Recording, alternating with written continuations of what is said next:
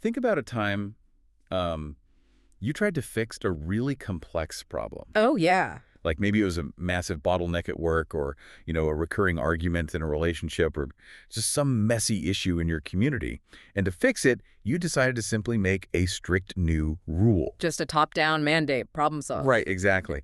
But, I mean, did it actually work? Or did you find that people just quietly resented you and immediately found a very clever, completely invisible way around your new rule? Yeah, it is one of the most classic traps of human behavior. I mean, we are deeply drawn to the comfort of, well, the illusion of control. Right. The idea that a single sweeping declaration, like a rule, a ban, a policy, can just instantly cure a messy, complicated reality. It's incredibly seductive. It really is. But it almost never addresses the underlying mechanics of, why people actually do what they do.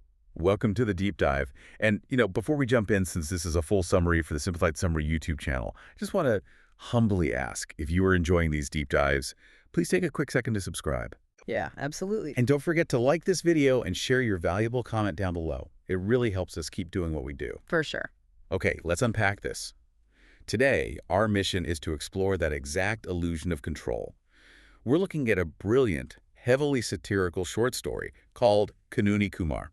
Which is such a great title. It really is. For those who don't speak Hindi, that translates roughly to Mr. Lawmaker. Mr. Lawmaker, yeah. And it's from the classic collection Mansarovar Part 2 by the legendary Indian author Munshi Premchand. A total master of the craft. Oh, without a doubt. And we're going to explore the story's central theme today, which is this dangerous fantasy that you can fix society simply by dropping heavy-handed laws on people. Right, while completely ignoring human nature. Exactly. And ignoring the hard, unglamorous work of genuine education. It is a phenomenal piece of literature to analyze, really, because Premchand operates like a surgeon here. I mean, even though he wrote this decades ago, it serves as a razor-sharp diagnosis of our modern obsession with quick-fix regulations. Yeah, it feels so modern. It demands that we look closely at the massive chasm between actual lasting reform and, well, mere coercion. So true. Well, let's jump right into the world of our main character, Mr. Kanooni Kumar. Let's do it.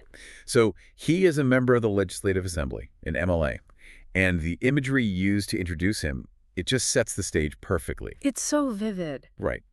Picture a man sitting in an office, and he is quite literally walled in by a fortress of paper. Just surrounded. Yeah, surrounded by this mountain of reports, newspapers, magazines, dense legal documents. He spends his entire life sitting in that comfortable chair, endlessly stewing over the, quote, downfall of the country. Which is so funny because of the physical toll it takes. Yes. The irony is that he's actually gained weight from all this supposedly stressful, sedentary worrying. That physical description is so intentional, I think. How so? Well, he's physically expanding, right? He's getting softer and more comfortable while his worldview is rapidly shrinking into the confines of that room. Wow. He's entirely insulated. He has built this paper fortress that separates him from the actual flesh and blood citizens he claims he is so desperate to help. That's a great way to put it. Yeah. And we get to see exactly how his isolated brain works right from the start of the story. Yeah, we really do. He looks out of his office window into a nearby park, and he spots some young boys smoking cigarettes. Right. Now, if you or I saw that, we might wonder, where are their parents? Or maybe what is happening in their lives that they feel the need to hide in a park and smoke? Sure, basic curiosity. Exactly. But Kanooni Kumar's brain instantly pulls up a statistic from one of his dusty reports. He goes right to the data. Right to it. He recalls a line claiming that 75% of juvenile offenders are smokers. So his immediate reflexive conclusion is that there absolutely must be a new law drafted to ban this behavior immediately. What's fascinating here is how quickly we see this pattern repeat. I mean, just moments later, he looks out the window again. Like the second incident. Yeah. And he sees a frail, pregnant woman. She's struggling to walk down the street while trying to manage 2 other young children. And instead of feeling basic human empathy, or maybe, I don't know, going down to see if she needs assistance, or wondering about the specific economic situation that forces her to be out struggling like that. right, instead of any of that, his mind jumps straight back to legislation. Of course it does. He decides that society is treating women as mere baby-making machines, and therefore he must pass a law to stop it. It's his only lens. It is. Now, hold on. Let me play devil's advocate here for a second. Sure, go for it. If he is an elected official, isn't writing laws literally his job description? Like, why are we and the author faulting him for using the one tool he has in his toolbox? Well, that is the crucial question, isn't it? It's not about the tool itself, really. It is about his complete misunderstanding of the material he is working with. But he's people. Exactly, which is human beings. Kanooni Kumar has fallen into the ultimate bureaucratic trap. He no longer views citizens as complex individuals with, struggles, psychological motivations, harsh economic realities. Is it data? Just raw data. To him, people are statistics that can be corrected simply by adding a new clause to a legal document. It's a very sterile, almost mechanical view of society. He truly believes that if you just calibrate the legal machine correctly, human behavior will perfectly align with the text. That actually makes me think of an analogy. His approach, it's like trying to cure a severe fever by putting an ice pack on a thermometer. Oh, that's good. Right, because the law might artificially suppress the reading, like it might hide the behavior for a moment, but the underlying sickness, the societal root cause, is still raging just beneath the surface. He's obsessed with the thermometer, not the patient. Exactly. That is a perfect way to conceptualize it. He wants to manipulate the symptoms because it's just, it's easier than curing the disease. Curing the disease takes actual work. Exactly. It requires getting your hands dirty. Yeah. It requires understanding poverty, lack of education, systemic inequality. Yeah. Writing a ban on paper requires nothing more than a pen and a comfortable chair. Which brings us to a really fascinating part of the story. Because, for a guy who sits in his ivory tower fretting over the downtrodden and the poorses, the people who actually get access to his office are a completely different demographic. Completely different. We get this narrative shift where Premchand details the actual visitors who come to seek Kanooni Kumar's help. Yes, and if we connect this to the bigger picture, what really stands out here is not just who they are, but the thematic thread connecting all of their complaints. Right. They aren't exactly struggling. No, not at all. We do not see him meeting with starving farmers or disenfranchised workers. He is entertaining a parade of pure, unfiltered elite entitlement.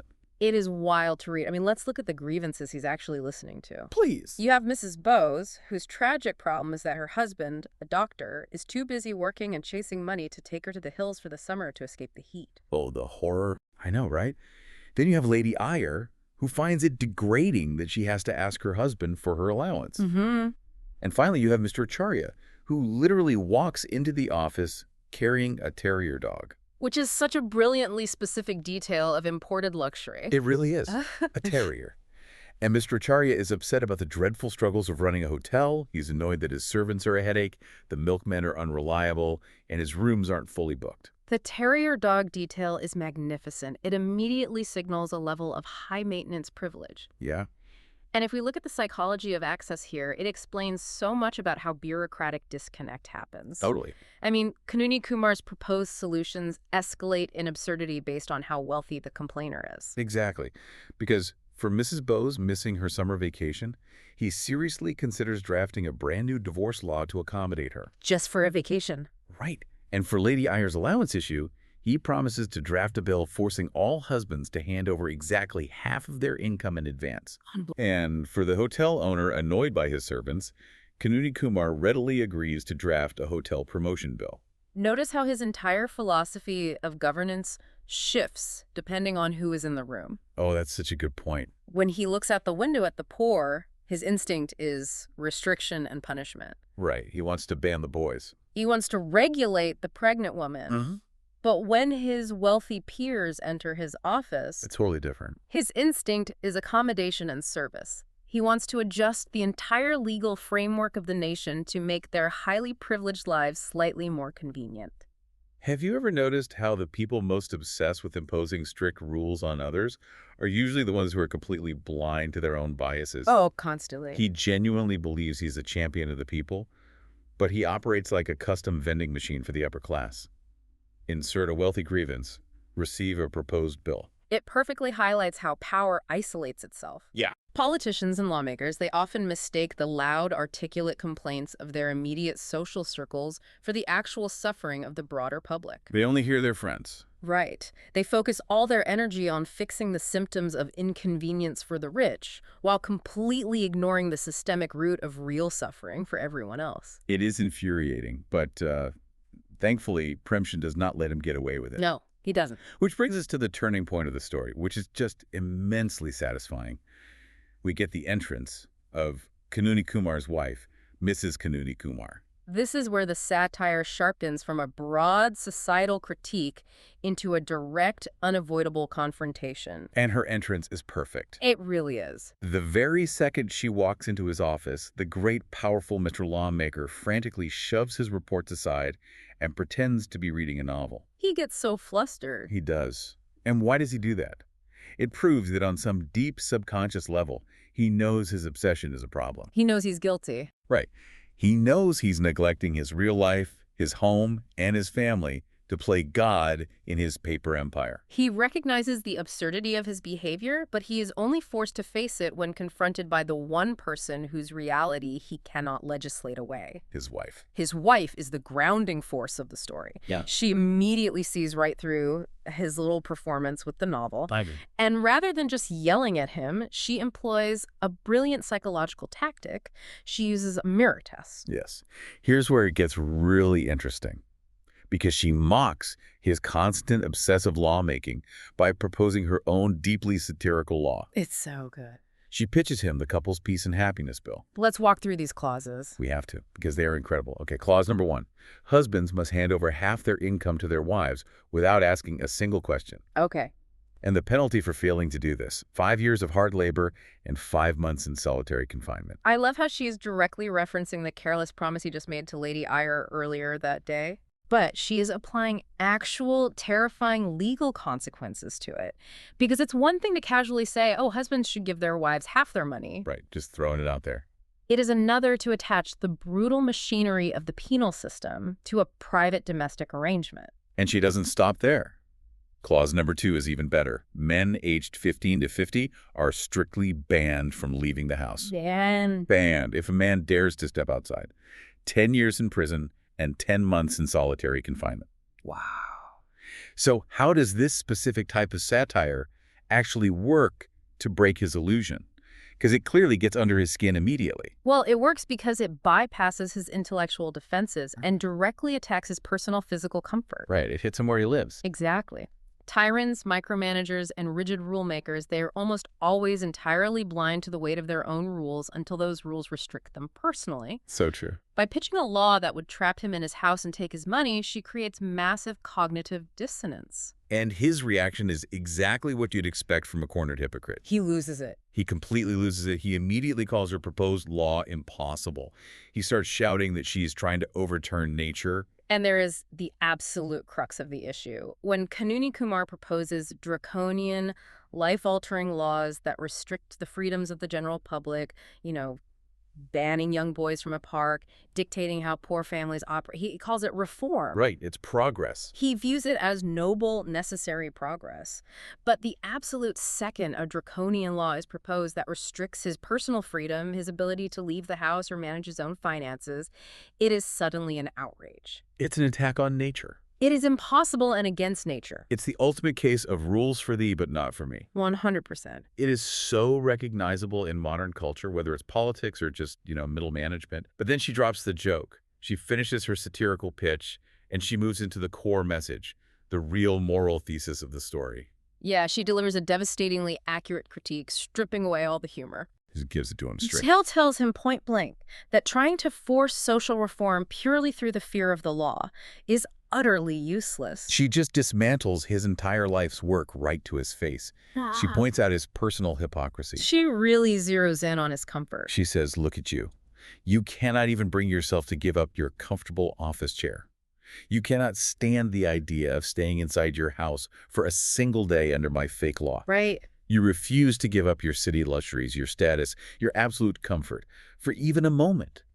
And yet, sitting there surrounded by all that comfort, he claims he is the one who is going to reform the entire country. It is a powerful indictment of armchair activists. Definitely. She is forcing him to realize that true reform is not an administrative task. It is a cultural and educational one. Premchand uses her voice to deliver his enduring wisdom.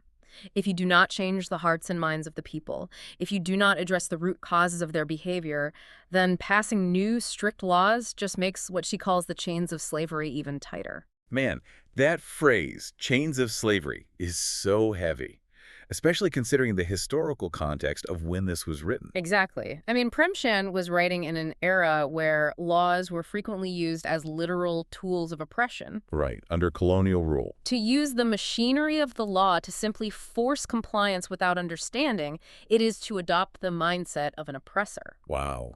The wife is pointing out that by relying only on punishment, he isn't liberating anyone, he's just building a bigger cage. So what does this all mean? I really want you to think about how this applies to the power dynamics in your own daily life. It's a very practical question. It is. Think back to that manager we talked about earlier, the one who notices that office morale is in the gutter. Right. Instead of doing the hard work, Yeah. talking to the team, inspiring a better culture, or actually figuring out why people are unhappy, they just implement strict mandatory punch-in and punch-out times. Just a new rule. Just a new rule. What actually happens in that scenario? This raises an important question, right? Because the underlying mechanism of coercion takes over. Coercion breeds resentment. Always. When you force a rule on someone without their understanding or their buy-in, they do not suddenly become a more dedicated worker or a better person. No, not at all. They just become much better at evasion. Right. You start watching the clock. They find ways to look busy while doing the bare minimum.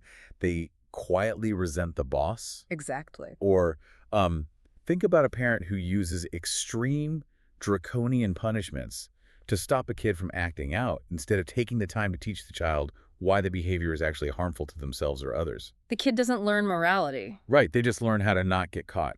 That is the tragedy of Kanooni Kumar's approach.